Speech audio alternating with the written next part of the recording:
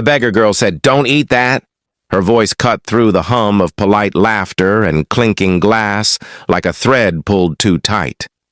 She stood just beyond the velvet rope, small and barefoot on polished marble, her dress a patchwork of faded colors that might once have been bright. A thin metal cup hung from her fingers, tapping softly against her knee with each nervous shift of weight. At the center of the banquet hall, the billionaire paused with his fork lifted. Crystal chandeliers spilled white fire across the room, turning gold trim to molten light and every polished surface into a mirror of excess. Before him rested the evening's final spectacle, a single slice of cake glazed in luminous silver, its surface so smooth it reflected his face back at him. Calm, assured, untouchable. He offered the girl a courteous smile, the kind he had practiced for cameras and shareholders alike. The kind that acknowledged without conceding. "Little one," he said gently, "this dessert cost more than most people earn in a year." Security guards shifted uneasily near the rope, uncertain whether to remove her or pretend she was not there. The guests nearby leaned closer, curiosity briefly overpowering etiquette. The girl did not move back. "Don't eat it," she said again, firmer this time. Her eyes were fixed not on him, but on the plate. He had built his fortune by trusting evidence over noise. Warnings were everywhere in his world. Market risks, legal threats, predictions of collapse. They had never stopped him. Fear, he believed, was simply hesitation dressed as wisdom. So he turned his attention back to the cake. The silver glaze shimmered under the lights. Perfect. Flawless. Then something beneath the surface shifted.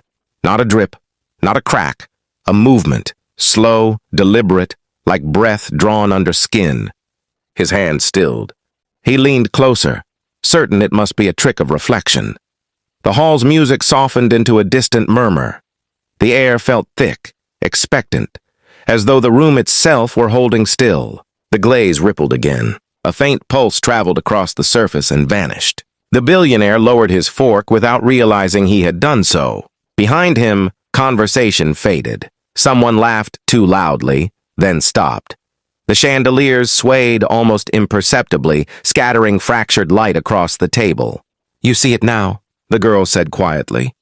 He looked at her, truly looked, and found no triumph in her expression, only urgency and relief. "What is it?" he asked, surprised by how small his voice sounded. She stepped closer to the rope, her gaze unwavering. "It's waiting," she said.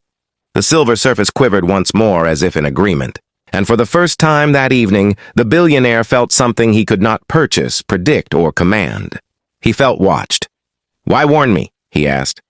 The question hovered between them, fragile and unfamiliar on his tongue.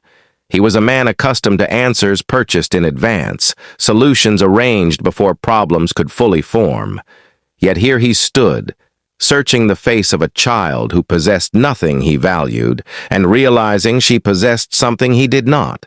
The beggar girl studied the trembling surface of the cake. The silver glaze rose and fell with a slow, patient rhythm, as if something within it drew quiet breath. "Because it listens," she said. "It learns what people want to keep most." A faint sound came from the plate. Not quite a whisper, not quite a sigh. The billionaire felt the hairs along his arms lift. The hall's brilliance no longer dazzled him. It pressed in, heavy and artificial, like a stage set too perfect to be trusted. "And what would it take from me?" he asked. She looked up at him then, eyes reflecting the cold light of the chandeliers. "Not your money," she said. "Not your power. It would take the part of you that believes you deserve more than others." He swallowed. The words struck deeper than any threat. All his life he had been rewarded for certainty, for believing he could shape outcomes, bend risks, command fortune. He had built an empire by feeding that certainty. Now certainty felt like bait. He circled the table slowly. The guests watched from a distance, drawn by tension they could not name. The guards remained still, as though some unspoken instinct warned them not to interfere. "What happens if no one eats it?" he asked. "It waits," the girl replied. "It always finds someone who thinks they cannot be touched." The cake pulsed again, a slow contraction beneath its shining skin. For a moment he imagined it knew him, knew the years of acquisition, the relentless hunger disguised as ambition.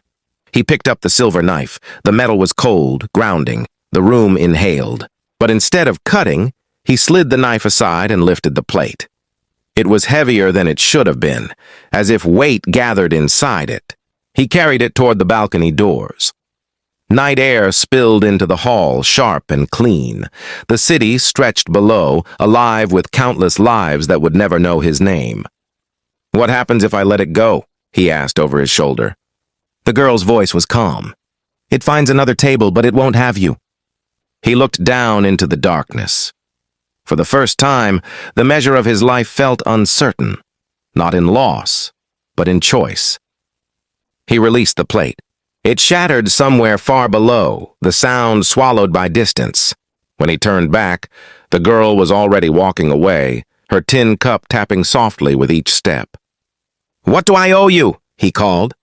She did not stop. "Listen sooner next time," she said, "before seeing becomes the price." The hall remained silent long after she was gone. And for the first time in many years, the billionaire felt something unfamiliar take root where appetite once ruled. Restraint.